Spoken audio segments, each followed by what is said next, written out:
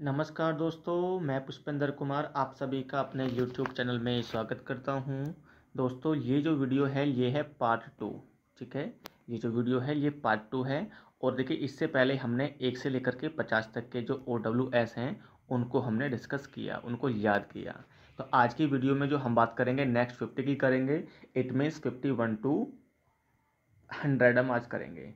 दोस्तों, यहाँ पर जो हम इन OWS को कर रहे हैं ना, यहाँ पे हम इनको याद कर रहे हैं, इनको समझ रहे हैं। ठीक है, जिससे कि आप और हम इनको लंबे समय तक याद कर पाएँ। ठीक है, और देखिए यहाँ पर जो इनकी डेफिनेशन है या फिर जो इनका मीनिंग है इन हिंदी और इन इंग्लिश, वो मैंने यहाँ पर इंक्लूड नहीं किया है। ठीक है, तो देखिए हम यहाँ पर क्या करेंगे, जिससे कि आप इस वीडियो को बार बार देख करके आप इसको बार बार देख करके सुन करके समझ सकते हैं। ठीक है, और बाद में आप इस PDF को भी डाउनलोड कर सकते हैं। और देखिए, आप उसके बाद में जब आप सेल्फ इनको रिवाइज करेंगे तो आपको वो डिटेल्ड वन लाइनर की आवश्यकता नहीं होगी, आप इनको ऐसे ही क्लिक कर पाएंगे। ठीक है, जैसे एम्प्यूट क्या होता है, एनार्चिस क्या होता है, तो आप इनको सेल्फ समझ पाएंगे।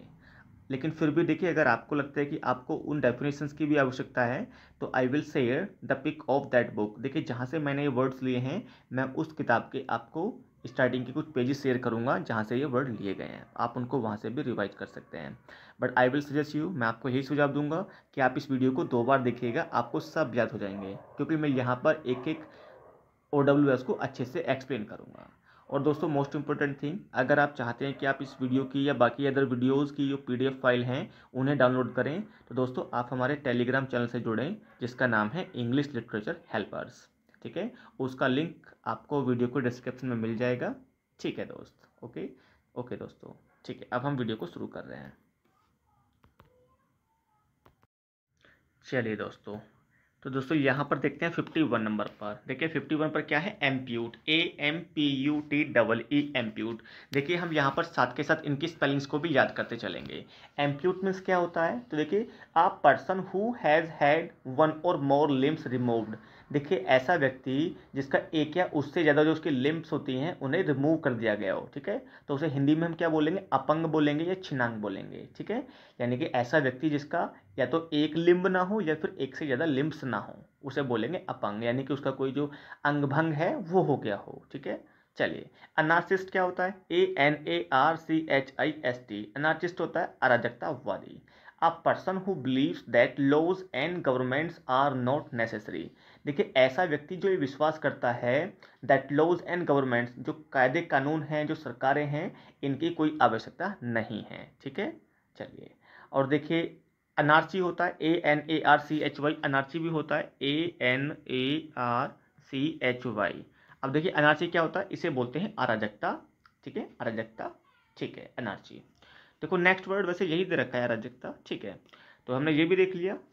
a situation in a country an organization etc in which there is no government order control। देखिए जिसमें कोई गवर्नमेंट ऑर्डर कंट्रोल ना हो उसे हम अनार्ची बोलेंगे। ठीक है, अब आगे देखते हैं next, anatomy, ANATOMY, anatomy. Anatomy क्या होता है, the branch of science concern with the bodily structure of humans, animals and other living organism. अब देखिए इसको हिंदी में समझिए, इसको बोलते हैं शरीर रचना विज्ञान। ठीक है, अब इसको इंग्लिश में समझते हैं, the branch of science concern with the bodily structure. देखिए यहाँ पे विज्ञान की वह शाखा है जिसमें जो हमारी बॉडीली स्ट्रक्चर्स को समझा जाता है, बॉडीली स्ट्रक्चर ऑफ ह्यूमंस। देखिए जो हम मानव का जो बॉडीली स्ट्रक्चर्स है ना, जो एनिमल्स का बॉडीली स्ट्रक्चर है, और अदर लिविंग ऑर्गेनिजम्स का जो बॉडीली स्ट्रक्चर है ना, उसका इसमें अध्ययन किया जाता है, उसको समझा जाता है, तो इसे हम हिंदी में बोलेंगे शरीर रचना विज्ञान। आगे है एंकर, ANCHOR। एंकर मीन्स क्या होता है, समाचार उद्घोषक। ठीक है, a person who presents a radio television programme etc। देखिए एंकर उस व्यक्ति को बोलते हैं जो पोडियम पर खड़ा होकर के स्टेज पर जो सभा चल रही होती है या कोई मीटिंग चल रही होती है या फिर कोई फंक्शन चल रहा होता है, उसे क्या करता है, उसे एंकर करता है। ठीक है, उसका उद्देश्य करता है। A person who presents a radio television programme, anchor means समाचार उद्घोषक। चलिए आगे देखते हैं नंबर 6। यस, अब देखिए एंशियंट क्या होता है, ये बहुत ही कॉमन वर्ड है, आप सभी जानते होंगे। एंशियंट मीन्स होता है प्राचीन। ठीक है, बिलोंगिंग टू लॉन्ग पास्ट, यानी कि जो पुराने समय से जुड़ा हुआ है, पुराने समय से लंबे समय से बिलोंग करता है तो वो क्या हो जाएगा, एंशियंट यानी कि प्राचीन हो जाएगा। नेक्स्ट है फिर एनेक्डोट, ANECDOTE। एनेक्डोट क्या होता है, अ शॉर्ट इंटरेस्टिंग और amusing story about a real person और एन इवेंट्स। अब देखिए एनेक्डोट को हम हिंदी में बोलेंगे लघु कथा, ठीक है। अब देखिए क्या होती है ये, ए शॉर्ट, ये एक छोटी इंटरेस्टिंग और अम्यूजिंग कहानी होती है, स्टोरी होती है अबाउट अ रियल पर्सन। अब देखिए ये जो कहानी होगी ना, ये किसी रियल व्यक्ति के बारे में होगी, ठीक है। और एन इवेंट, देखिए या तो ये रियल व्यक्ति से जुड़ी हुई होगी और साथ में रियल इवेंट से जुड़ी हुई होगी, तो इसे हम बोलेंगे एनेक्डोट। और हिंदी में हम क्या बोलेंगे इसको, लघु कथा यानी कि शॉर्ट स्टोरी हो जाएगी ये, अम्यूजिंग स्टोरी। आगे देखेंगे एन एस्थेइस्ट, ANESTHETIST, एन एथिस्ट।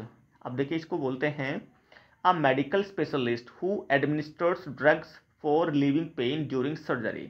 देखिए इसे क्या बोलते हैं, बेहोशी लाने वाला, ठीक है। अब देखिए यहाँ पे ये ऐसा व्यक्ति है, अ मेडिकल स्पेशलिस्ट है ये, ठीक है, ये डॉक्टर वगैरह टाइप में है। Who administers drugs for relieving pen during surgery. देखिए जब किसी व्यक्ति की सर्जरी वगैरह की जाती है, उसको कोई ऑपरेशन वगैरह किया जाता है ना, तो जो उसको ड्रग्स ला करके जो देता है, जिससे कि उसको मतलब कोई ऑपरेशन हो रहा है तो उसको ड्रग्स ला के देंगे जिससे कि उसको पेन का आभास ना हो। तो देखिए जो इस काम को करने वाला है, लाने वाला है, उसे हम बोलेंगे बेहोशी लाने वाला। तो देखिए यहाँ पर लिखा हुआ है ये एन एस्थेइस्ट। चलिए अनाइल क्या होता है, लाइक ओल्ड वुमेन, ठीक है, कमजोर बुढ़िया जैसा, like a weak old women, ठीक है। अनाइल क्या हो जाएगा, like a weak old women, ठीक है, कमजोर बुढ़िया जैसा अनाइल हो जाएगा। एनिमोसिटी क्या हो जाएगा, एनिमोसिटी, ANIMOSITY, एनिमोसिटी। एनिमोसिटी क्या हो जाएगा, देखिए इसे बोलेंगे हिंदी में घृणा यानी कि हेट्रेड, ठीक है, इसे बोलेंगे हिंदी में घृणा। अ स्ट्रॉन्ग डिसलाइक, ठीक है, अ स्ट्रॉन्ग डिसलाइक इसको बोलेंगे। दोस्तों मैं आशा करता हूँ ये जो वीडियो है जिस पर्पज़ से मैंने बनाई है, देखिए इसका प्राइमरी पर्पज़ ये है कि मुझे भी याद होने चाहिए, और इसका दूसरा पर्पज़ ये है कि अगर मैंने कुछ तैयार किया है, मैंने कुछ रिवाइज किया है, तो आपको भी वो याद हो जाए, ठीक है। और दोस्तों देखिए जिस तरीके से मैं इनको आपको करा रहा हूँ ना, आई होप ये आपके लिए बेनिफिट और बेनिफिशियल होने वाला है, ठीक है। और अगर आपका कोई विचार है, आपका कोई सुझाव है, सो प्लीज़ कमेंट बॉक्स आपके लिए हमेशा खुला हुआ है, आप वहाँ पर अपना कोई जो विचार है आप उसे वहाँ दे सकते हैं, ठीक है। चलिए आगे बढ़ रहे हैं। एनिमोसिटी हमने कर लिया, घृणा हो गया ये, ठीक है। नेक्स्ट है एनिहिलेट, ANNIHILATE। एनिहिलेट मीन्स क्या होता है, विनाश करना, ठीक है, यानी कि अबोलिश करना, to destroy completely, to destroy completely. Annihilate means होता है विनाश करना, ठीक है, टू डेस्ट्रॉय कंप्लीटली, पूरी तरह से खत्म करना, एनिहिलेट हो जाएगा हमारा, ठीक है। चलिए आगे बढ़ रहे हैं।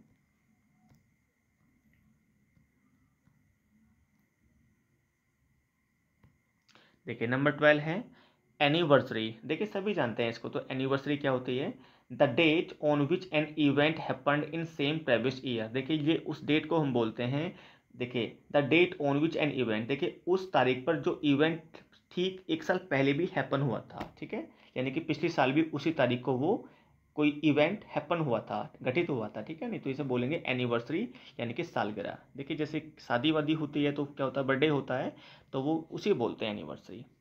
एनोनियम्स आप सभी जानते हैं, ANONYMOUS।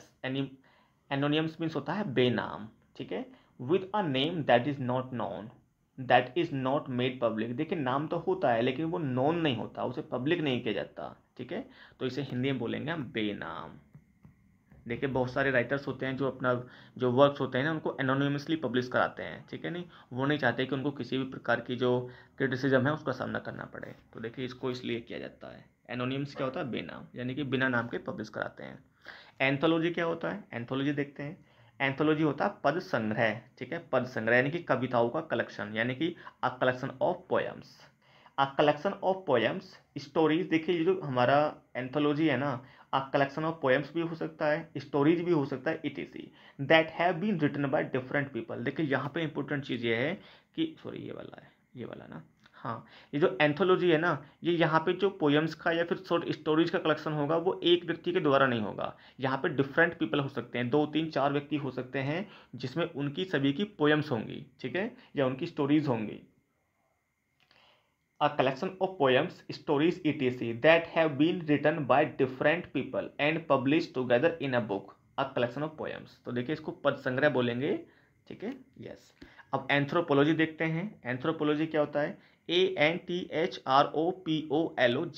एंथ्रोपोलॉजी होता है मानव विज्ञान। क्या होता है? मानव विज्ञान। मानव विज्ञान, ठीक है। The study of human race, specially of its origin, development, customs and beliefs, ठीक है। तो इसे हम बोलेंगे एंथ्रोपोलॉजी, मानव विज्ञान। आगे देखते हैं, नंबर 16 है। दोस्तों यहाँ पर एक चीज़ और नोट कीजिएगा आप, देखिए यहाँ पर जो मैंने इस बार तो ध्यान नहीं दिया, बट जो नेक्स्ट हमारा पार्ट 3 होगा ना, उसमें मैं इस चीज़ पर ध्यान दूंगा। यहाँ पर देखिए जैसे नंबर 16 है ना, तो आप इसमें 50 + 16, तो यानी कि टेक्निकली कितना हो गया? नंबर 66 हो गया है, ठीक है। क्योंकि इसमें भी हमारे 50 वर्ड्स हैं, इससे पहले भी 50 वर्ड्स थे, तो यहाँ पे टोटल हमारे 100 होने वाले हैं दोनों वीडियो में। तो ये कौन सा वर्ड है? 66 है। जो नेक्स्ट हमारी पार्ट 3 होगी ना, उसमें मैं नंबर सही डालूंगा, ठीक है, इस बात का ध्यान रखूंगा मैं। अच्छा, एंटिसिपेट क्या होता है? ANTICIPATE। एंटिसिपेट मीन्स होता है आशा रखना। लुक फॉरवर्ड टू, देखिए किसी भी चीज़ की आशा रखना, उम्मीद करना। चलिए अब आगे यहाँ पर एनेक्डोट देखते हैं। ANECDOTE, एनेक्डोट, ठीक है। दोस्तों यहाँ पे देखिए एनेक्डोट नहीं, आई थिंक ये वर्ड तो हमारा पहले हो चुका है। Anecdote, yes. एक मिनट, अरे ये कैसे, एक मिनट दोस्तों। एनेक्डोट, यस, ये देखो यहाँ पर एनेक्डोट तो हो गया जरा। तो अब देखिए वो जो वर्ड था ना, वो था हमारा, यस, एक्चुअली ये एनेक्डोट नहीं है, ये एंटीडोट है। क्या है ये?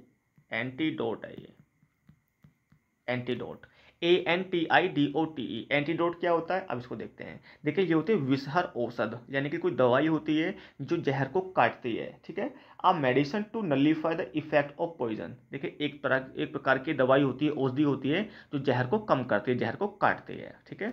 एंटीपैथी क्या होता है? ANTIPATHY, एंटीपैथी होता है घृणा या चिढ़, ठीक है, हैट्रेड, ठीक है। Strong dislike between two persons, ठीक है, दो व्यक्तियों के बीच में जो घृणा होती है ना, उसे बोलते हैं घृणा या चिढ़। आगे देखते हैं एंटीक्वेरियन। ANTIQUARIAN, एंटीक्वेरियन मीन्स होता है पुरातात्विक। One who studies antique things, देखिए एक एंटीक्वेरियन हम उस व्यक्ति को बोलते हैं जो पुरानी चीज़ों को पढ़ता है, उनका अध्ययन करता है, ठीक है। आगे देखते हैं, नेक्स्ट है एंटीथेसिस।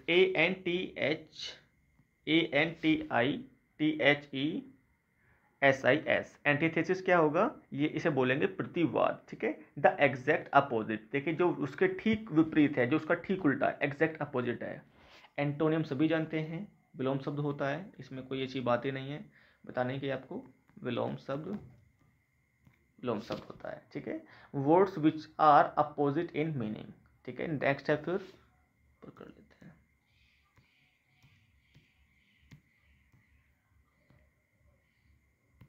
नेक्स्ट है आपका अपार्थेड। APARTHEID, अपार्थेड मीन्स क्या होता है? रंग भेद होता है, रंग भेद, ठीक है। A policy that segregates people on the basis of race, देखिए ये अपार्थेड एक ऐसी पॉलिसी होती है जो रंग के आधार पर लोगों को अलग करती है, ठीक है। तो इसे बोलेंगे आप अपार्थेड, रंग भेद, ठीक है। आगे देखते हैं एपैथेटिक। APATHETIC, एपैथेटिक मीन्स क्या होता है? इसे बोलेंगे देखिए उदासीन। क्या बोलेंगे? उदासीन, उदासीन बोलेंगे, ठीक है। The feeling of not being interested in और एंथुआस्टिक, ठीक है। एक मिनट, देखिए एपैथेटिक को बोलेंगे हम शोइंग और फीलिंग नो इंटरेस्ट, एंथुजियाज्म और कंसर्न। तो देखिए दोनों ही लगभग मिलते जुलते हैं, ठीक है। इसका भी मीनिंग सेम है। देखिए जो ऊपर है उसका हो जाएगा उदासीन, और जो नीचे वाला एपैथी का हो जाएगा उदासीनता, उदासीनता, ठीक है। अब देखिए जो नीचे वाला वर्ड है, बस इतना अंतर है इसमें, ये क्या है? ये वर्ब, ये आपका नाउन है। एक मिनट, सॉरी, ये अपैथी क्या है? ये आपका नाउन है, और देखिए ये एपैथेटिक क्या है? ये आपका एडजेक्टिव है। बस ये अंतर है, आप इसको समझ सकते हैं, ठीक है।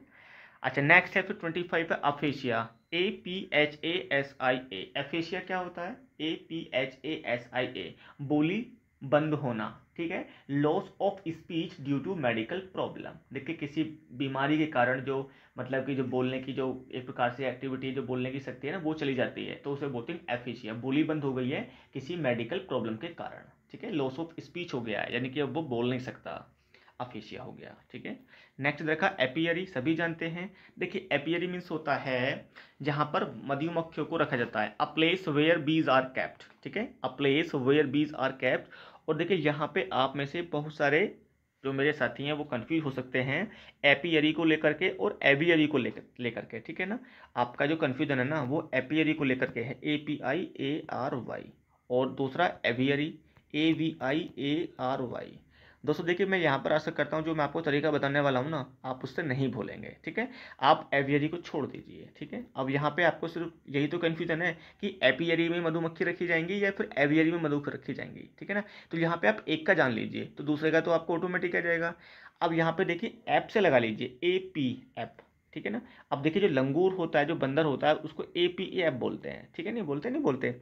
अब इनको क्या खाना पसंद होता है? इनको खाना पसंद होता है शहद यानी कि हनी, ठीक है। अब देखिए बंदरों को शहद खाना पसंद होता है, जो लंगूर होते हैं उनको शहद खाना पसंद होता है। तो देखिए ऐप से आप एपियरी लगा लीजिए। अब देखिए शहद खाएगा तो वो कहाँ से खाएगा? जहाँ पे मधुमक्खियाँ होंगी, ठीक है। ऐप से आप एपियरी लगाइएगा। और जो दूसरा आपका एवियरी बचता है तो वो तो आपका डायरेक्ट स्ट्राइक करेगा कि अगर ये हमारा इससे कनेक्टेड नहीं है ना तो ये पक्षियों के लिए। आई होप ये तरीका आपके लिए कारगर हो सकता है, क्योंकि देखिए मुझे तो ऐसे ही याद है। चलिए एपियरी हो गया, एवियरी हो गया। नेक्स्ट है फिर APOLOGIZE, अपोलाइज मीन्स क्या होता है? ये तो माफ़ी मांगना होता है, ठीक है ना। एपिलाइज मीन्स क्या होता है? क्षमा मांगना, माफ़ी मांगना। To express regret for something that one has done wrong, ठीक है, क्षमा मांगना, माफ़ी मांगना। आगे है फिर next 28।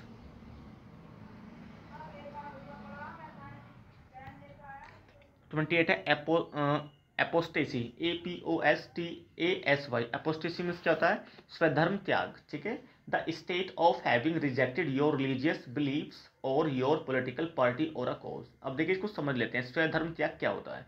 The state of having rejected your religious beliefs, देखिए ऐसी कोई स्थिति, ऐसी कोई दशा जिसमें आपने अपने रिलीजियस बिलीव्स को त्याग दिया है, उनको रिजेक्ट कर दिया है, ठीक है।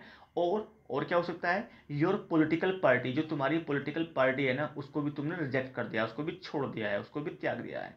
और अकोज मतलब किसी कारण के, किसी वजह से, किसी कारण से आपने अपने रिलीजियस बिलीफ को छोड़ दिया है, पॉलिटिकल पार्टी को छोड़ दिया है, तो आप उसे बोलेंगे एपोस्टेसी, ठीक है।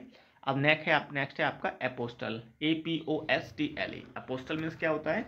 अब इसको समझ लेते हैं। अब देखिए एपोस्टल होता है प्रचारक, ठीक है।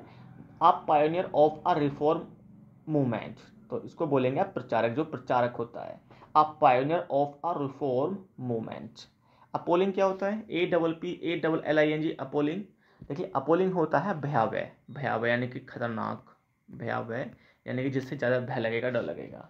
भयावह क्या होता है? कोजिंग शॉक और डिसमे, कोजिंग शॉक और डिसमे, ठीक है। एपर्टेन, APPERTAIN, एपर्टेन मीन्स होता है संबंध रखना, ठीक है, संबंध रखना। बी एप्रोप्रिएट और एप्लीकेबल, एपर्टेन मीन्स क्या होता है? संबंध रखना। बी एप्रोप्रिएट और एप्लीकेबल।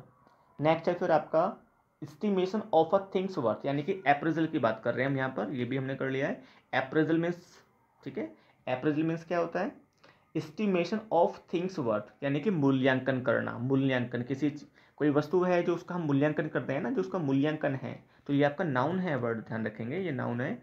कोई वस्तु है, ठीक है ना, जो आप उसकी वैल्यू लगाएंगे, जो आप उसका मूल्यांकन करेंगे, उसे बोलेंगे estimation of a things worth, ठीक है। नेक्स्ट है फिर आपका एप्रिशिएट। अब एप्रिशिएट तो सभी जानते हैं क्या होता है।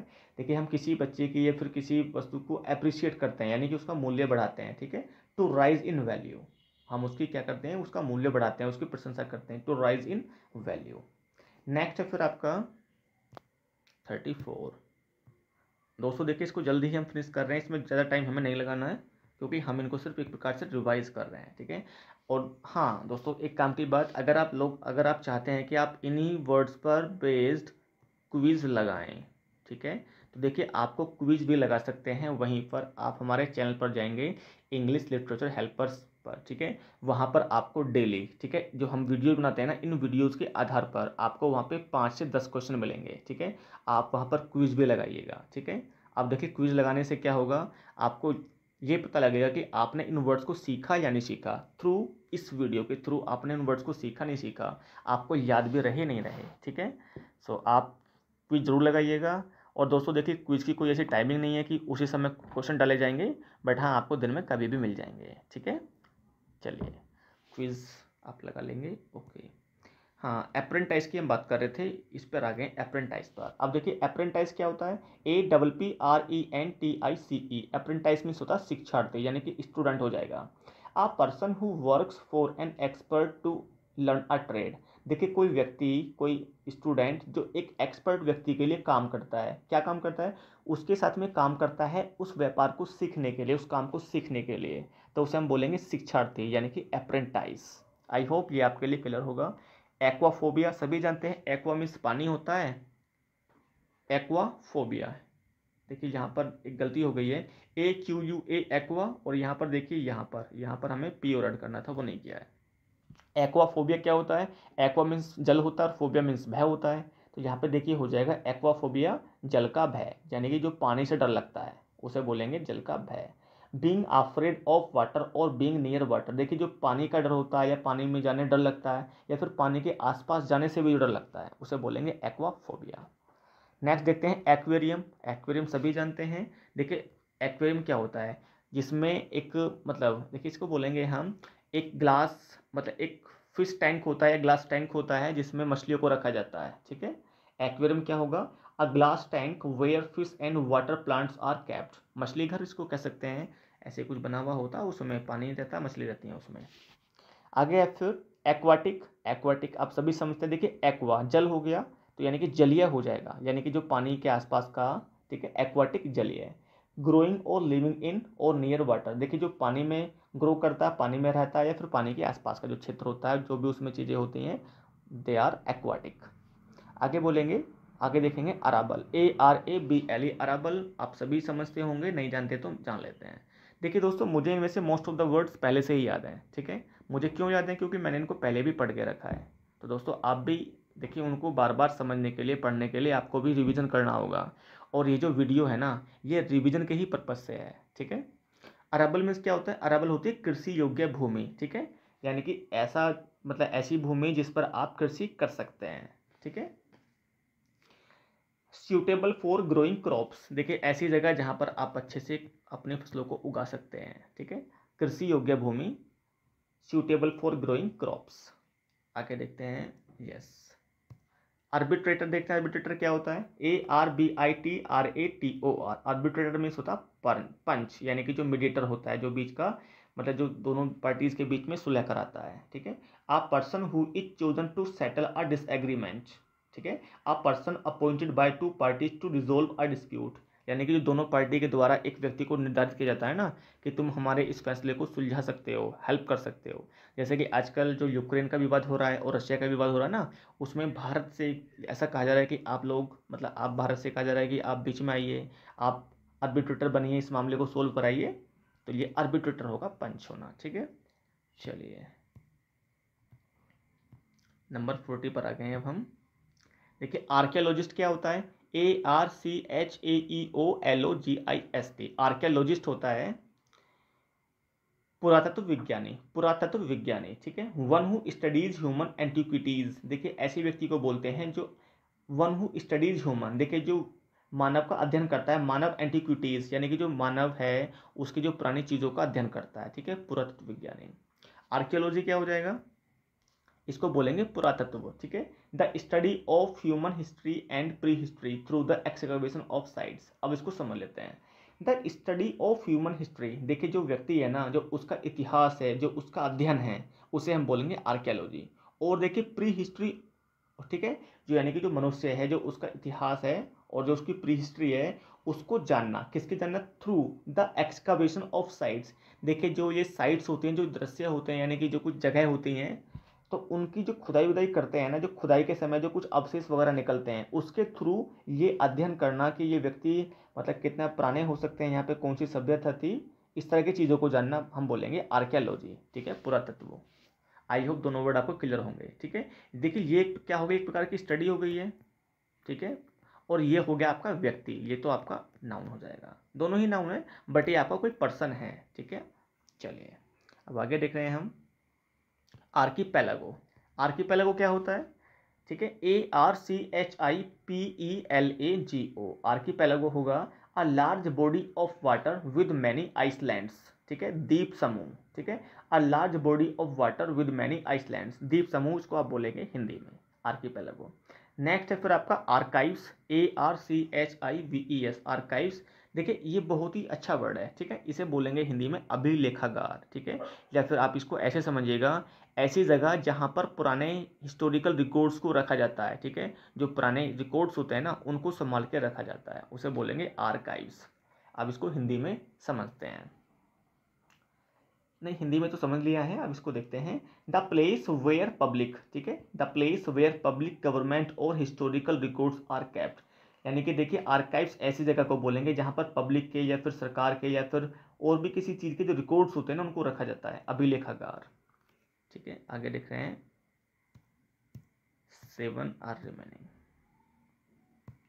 अरेना क्या होता है? अरेना, ARENA, अरेना होता है देखिए अखाड़ा। A place where fights take place. देखिए ऐसी जगह जहाँ पर जो फाइट्स होती है ना, वो प्लेस लेती है, वहाँ पर फाइट होती है, उसे बोलते हैं अरेना। नेक्स्ट है फिर अरिस्टोक्रेसी, ARISTOCRACY। अरिस्टोक्रेसी क्या होती है? इसे बोलेंगे श्रेष्ठ जनों के द्वारा राज्य शासन। ठीक है, द रूल बाय नोबल्स और government by person of highest social order.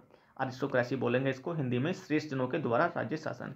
इसको आप कुलीन तंत्र भी बोल सकते हैं, कुलीन, कुलीन तंत्र भी बोल सकते हैं इसको आप।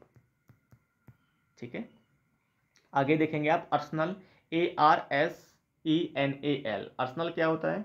अ military structure where arms and ammunition and other military equipments are stored and training is given in the use of arms. देखिए अर्सनल इसको बोलेंगे हिंदी में, समझ लीजिएगा शस्त्रागार बोलते हैं इसको, शस्त्रागार। अब देखिए ये ऐसी जगह होती है, देखिए ये ऐसी जगह होती है जहाँ पर जो हमारे मिलिट्री से जुड़े हुए जो इक्विपमेंट्स हैं, जो टूल्स हैं, जो वेपन्स हैं, जो आर्टिलरी है ना, उनको रखा जाता है और उनके बारे में ट्रेनिंग भी दी जाती है, तो उस स्थान को बोलते हैं आर्सनल, ARSENAL। आगे देखेंगे अर्सोन क्या होता है? ARSON, अर्सोन होता है intentionally starting a fire to damage something. देखिए यानी कि मन बनाकर, यानी कि मन से, ठीक है, इंटेंशनली, इच्छा से, जो किसी काम को बिगाड़ने के लिए, टू डैमेज समथिंग, जो फायर लगाई जाती है, intentionally starting a fire to damage something. ठीक है, किसी चीज़ को खत्म करने के लिए जो आग लगाई जाती है उसे बोलते हैं अर्सोन। ठीक है, अर्सोनिस्ट क्या होगा ये भी आप समझ सकते हैं। अब देखिए ये कोई व्यक्ति है, ठीक है, आगजनी करने वाला ये व्यक्ति है, मैं ना कोई, ठीक है, जो आगजनी करेगा, ये भी आप समझ गए। A criminal who illegally sets fire to property. ठीक है, इलीगली यानी कि, ओके यस, एक मिनट, ये ब्लैक एंड व्हाइट हो गया, लेट मी, यस। अब देखिए एस्टोनिस्ट हो गया, यस, इसे ऊपर कर लेते हैं।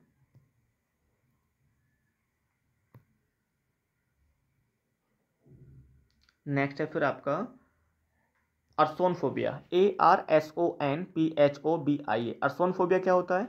अर्सोनफोबिया होता है आग से डर, फियर ऑफ फायर। देखिए जो आग से डर लगता है ना, उसे बोलेंगे अर्सोनफोबिया। ठीक है, आर्टिकुलेट क्या होता है? ARTICULATE। आर्टिकुलेट मीन्स होता है good at expressing ideas feelings clearly in words. ठीक है, सुस्पष्ट हो जाएगा, हिंदी में बोलेंगे इसको सुस्पष्ट। ठीक है, good at expressing ideas feelings clearly in words. ठीक है, तो दोस्तों यहाँ पर हमने किए 50 वर्ड्स। दोस्तों मैं आशा करता हूँ यहाँ पर जो हमने 50 वर्ड्स किए हैं आपको वो आज भी अच्छे समझ में आए होंगे। और दोस्तों देखिए यहाँ पर ये वीडियो को रिकॉर्ड करने का पर्पज़ सिर्फ एक ही है कि आप इसको 1 या 2 बार सुने, आप इसको प्ले करके छोड़ दें और आप उसको ध्यान से सुने। ठीक है, और देखिए आपको ये पढ़ने के लिए, तो ये मेरे पास में जो ब्लैक बुक है ना, मैं उसके कुछ स्टार्टिंग के पेजेस आपके साथ में शेयर करूँगा। ठीक है, अपने टेलीग्राम चैनल पर आप वहाँ जुड़ें, आप वहाँ से उनको बार बार पढ़ सकते हैं। ठीक है, और देखिए मुझे ऐसा लगता है कि एक बार वहाँ से पढ़ने के बाद में, ठीक है, आपको फिर इनको बार बार पढ़ने की आवश्यकता नहीं पड़ेगी। आप बस जनरली इस वीडियो को एक या दो बार सुन लीजिए, आपको याद हो जाएंगे। ठीक है, थैंक यू मित्रों, have a nice day and kindly wait for the third part. और देखिए यहाँ पे जो हमारे जितने भी वर्ड्स हैं ना, नियर अबाउट 1100 वर्ड हैं इसमें, तो हम उन सभी की, यस, हम उन सभी को डिस्कस करेंगे। ठीक है ना, जो हमारी ब्लैक बुक है हम उसको पूरी करेंगे। तो यहाँ पर 50-50 करके हम जितने भी पार्ट्स में होगी we will complete OWS series. Okay, thank you दोस्तों।